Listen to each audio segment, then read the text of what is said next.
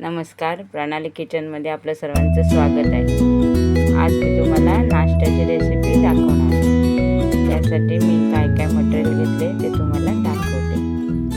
रवा 2 वाट्या रवा घेतला, त्याच्यानंतर जिरे घेतले, चिली फ्लेक्स घेतले, हळद घेतले आणि धना पावडर, जिरा पावडर, तसेच कोबी, कांदा, टोमॅटो, उकडलेला एक बटाटा, साधी मिरची, कढीपत्ता आणि भोपळी मिरची हे सर्व साहित्य घेतले।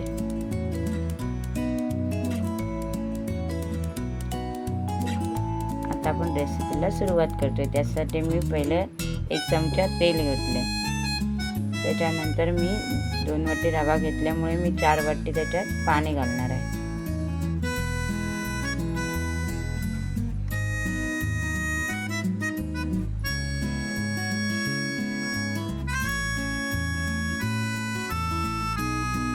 त्यानंतर मी गॅस मोठा केलेला आहे।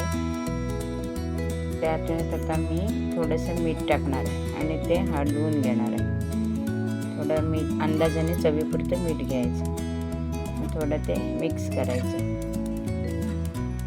त्याला उकळी येते असं ढवळायचं आणि मग त्याच्यात रवा टाकायचा आणि त्याच्यात तो फिरवून घ्यायचं। आता आपण ते घट्ट मिश्रण होईपर्यंत फिरवायचं आहे। आता आपलं मिश्रण घट्ट होत आलं, त्याच्यानंतर आपण गॅस थोडा कमी करणार आणि मिश्रण चांगलं हलवून घेणार। आता त्याच्यामध्ये आपण जे सामान उकडलेला बटाटा किसून टाकणार, चांगला स्मॅश करून घ्यायचा, त्याच्यात गुठल्या नाही राहिला पाहिजे।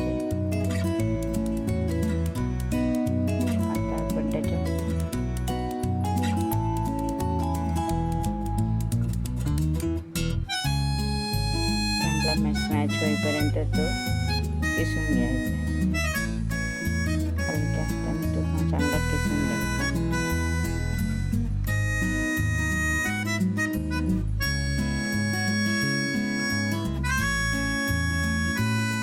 आता आपला बटाटा किसून झालाय पूर्णतः। त्यात आपण कांदा, टोमॅटो आणि जे चिरलेलं हे टाकलेलं आहे, तसेच ते सगळं स्मॅच एकत्र करून घ्यायचं त्याचं आणि पोळपाटावर त्याची पोळी लाटायची।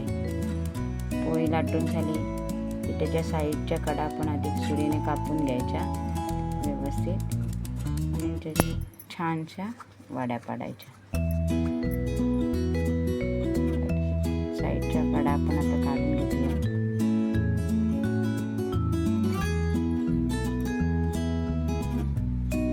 आणि त्याच्यात आपण वड्या बनवतो मस्त चौकोनी। आपण त्याला कुठला पण शेप देऊ शकतो आणि हलका हलका त्या आता काढायच्या आणि त्या फ्राय पॅन मध्ये थोडंसं तेल टाकून फ्राय करून घ्यायचं। त्या उलट पलट करून घ्यायचं। अशा प्रकारे त्या चांगल्या शेकलेल्या आहेत।